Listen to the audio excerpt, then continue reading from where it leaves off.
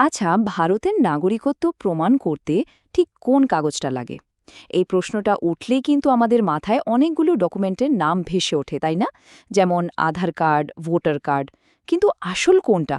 এই সাধারণ বিভ্রান্তিটা দূর করতেই আজকের এই আলোচনা। তো চলুন একদম সরাসরি মূল প্রশ্নে চলে যাই। এমনকি একটাই কোনো ডকুমেন্ট আছে যা দিয়ে বলা যায় হ্যাঁ ইনি ভারতের নাগরিক? চলুন এই উত্তরটাই আজ খুঁজে বের করা যাক। এই যে ধরুন, আমাদের সবার মানিব্যাগে থাকা আধার কার্ড বা ভোটের সময় যে ভোটার আইডিটা লাগে, কিংবা রেশন তোলার জন্য রেশন কার্ড, এগুলোকেই তো আমরা সচরাচর নাগরিকত্বের প্রমাণ বলে ধরে নিই, তাই না? কিন্তু এগুলোই কি আসল প্রমাণ? প্রশ্নটা কিন্তু থেকেই যায়।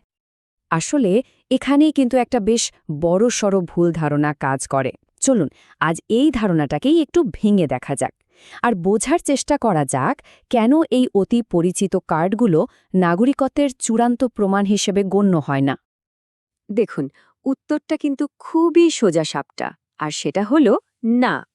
এই যে এত পরিচিত নথিগুলো, এগুলো কোনোটাই ভারতীয় নাগরিকত্বের প্রাথমিক প্রমাণ নয়। হ্যাঁ জানি, এটা শুনে অনেকেই হয়তো একটু অবাক হচ্ছেন, কিন্তু এটাই আসল সত্যি।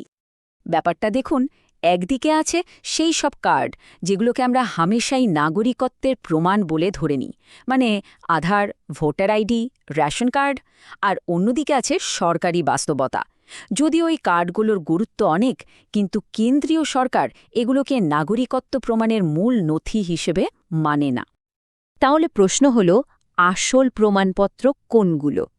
চলুন এবার আমরা সেই ৩টি সরকারিভাবে স্বীকৃত নথির কথা জানব, যেগুলো দিয়ে ভারতীয় নাগরিকত্ব একদম সন্দেহাতীতভাবে প্রমাণ করা যায়। আর এই পার্থক্যটা জেনে রাখা কিন্তু খুব জরুরি, বিশেষ করে যখন নাগরিকত্ব যাচাই করার মতো কোনো পরিস্থিতি তৈরি হয়। এই ৩টি হল সেই সবচেয়ে গুরুত্বপূর্ণ নথি। ১ নম্বরে আছে ভারতীয় পাসপোর্ট, ২-এ হল জন্ম সার্টিফিকেট বা বার্থ সার্টিফিকেট, আর ৩ নম্বরে কেন্দ্রীয় স্বরাষ্ট্র মন্ত্রক থেকে জারি করা নাগরিকত্ব সার্টিফিকেট বা সিটিজেনশিপ সার্টিফিকেট। কিন্তু একটা প্রশ্ন তো আসেই, তাই না? সরকার কেন শুধুমাত্র এই ৩টি নথিকেই এত গুরুত্ব দেয়? এর পেছনের যুক্তিটা ঠিক কি? চলুন এক এক করে জেনে নেওয়া যাক। আচ্ছা, প্রথমে আসি পাসপোর্টের কথায়। পাসপোর্টকে কেন এত বেশি গুরুত্ব দেওয়া হয়? আসল কারণটা হলো, এটা ইস্যু করার আগে একটা বাধ্যতামূলক পুলিশ ভেরিফিকেশন হয়। আর এই যে একটা কঠোর যাচাই প্রক্রিয়া, ঠিক এই কারণেই কেন্দ্রীয় সরকার পাসপোর্টকে নাগরিকত্বের একটা খুব পোক্ত প্রমাণ হিসেবে ধরে নেয়।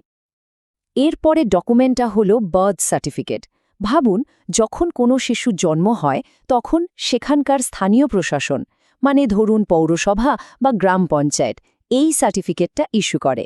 আর যেহেতু এতে ভারতের জন্মস্থানের একটা সরকারি উল্লেখ থাকে, তাই এটাকেও নাগরিকত্বের একটা খুব গুরুত্বপূর্ণ প্রমাণ হিসাবে গণ্য করা হয়। তবে হ্যাঁ, বার্থ সার্টিফিকেটের ক্ষেত্রে কিন্তু একটা জরুরি শর্ত আছে। ১৯৫০ সালের পর যাদের জন্ম, তাদের ক্ষেত্রে নিয়মটা হলো বাবা বা মায়ের মধ্যে অন্তত একজনকে ভারতের নাগরিক হতেই হবে, আর অন্যজন কোনো অবৈধ অনুপ্রবেশকারী হতে পারবেন না। এই বিষয়টা খেয়াল রাখতে হবে। আর আমাদের তালিকার ৩ নম্বর এবং বলা যেতে পারে চূড়ান্ত প্রমাণ হল সিটিজেনশিপ সার্টিফিকেট। এটা কিন্তু সরাসরি ভারতের স্বরাষ্ট্রমন্ত্রক বা মিনিস্ট্রি অফ হোম অ্যাফেয়ার্স থেকে জারি করা হয়। এর জন্য একটা নির্দিষ্ট আবেদন প্রক্রিয়া আছে, সেটা সফলভাবে শেষ হলেই এই সার্টিফিকেট পাওয়া যায়। আর এটা হলো নাগরিকত্বের একটা ১০০% বৈধ এবং চূড়ান্ত প্রমাণ। কিন্তু ভাবার বিষয় হল, এই যে ৩টে ডকুমেন্টের তালিকা, এটা কি চিরকাল একই থাকবে? সম্প্রতি সুপ্রিম কোর্টের একটা পর্যবেক্ষণ কিন্তু একটা নতুন সম্ভাবনার দিকে ইঙ্গিত দিচ্ছে। চলুন তো দেখি ব্যাপারটা কি। সম্প্রতি সুপ্রিম কোর্ট নির্বাচন কমিশনকে একটা বিষয় বিবেচনা করতে বলেছে। তারা বলেছেন, ভোটার আইডি কার্ডের মতো নথিগুলোকেও নাগরিকত্বের প্রমাণ হিসেবে গণ্য করা যায় কিনা সেটা খতিয়ে দেখা হোক। কারণটা খুব সহজ, এই নথিটা ভারতের প্রায় প্রত্যেক প্রাপ্তবয়স্ক নাগরিকের কাছেই তো রয়েছে।